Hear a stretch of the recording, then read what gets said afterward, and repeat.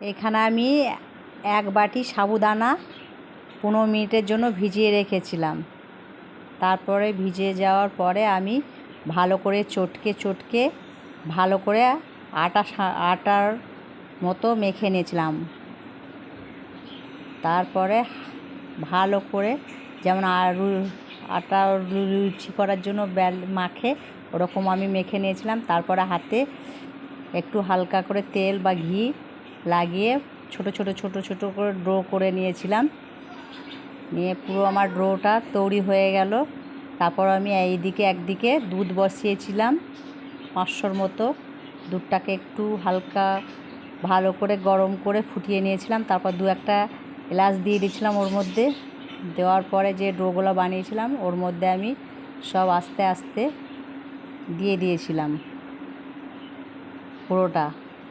তারপরে দেওয়ার পরে ভালো করে আমি 10-15 মিনিট ধরে আমি ওকে ভালো করে ফুটিয়ে নিয়েছিলাম। দেখো আমি সব ডোগুলোকে দুধের মধ্যেই দিয়ে দিলাম। তারপরে স্বাদ মতো চিনি দিয়েছিলাম।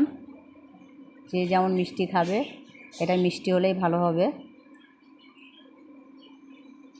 দেখো আমি পুরোটাই দিয়ে দিলাম। তারপর দেখো এগুলো ভালো করে ফুটে কত সুন্দর মোটা মোটা ফুলে রসগোল্লার মতো হয়ে গেছে। এটার নাম কাঁচের পায়েস সাবুদানা দিয়ে। দেখো পুরো আমার তৈরি হয়ে গেছে কাঁচের পায়েস। তোমরা অবশ্যই বাড়িতে একবার ট্রাই করে দেখবে। আমি যেভাবে বানালাম বানিয়ে দেখবে। আমার রেডি হয়ে গেল পুরো। এবার আমি চিনি দিয়ে দিলাম। চিনি দিয়ে আমি একটু ফুটিয়ে নেব ভালো করে।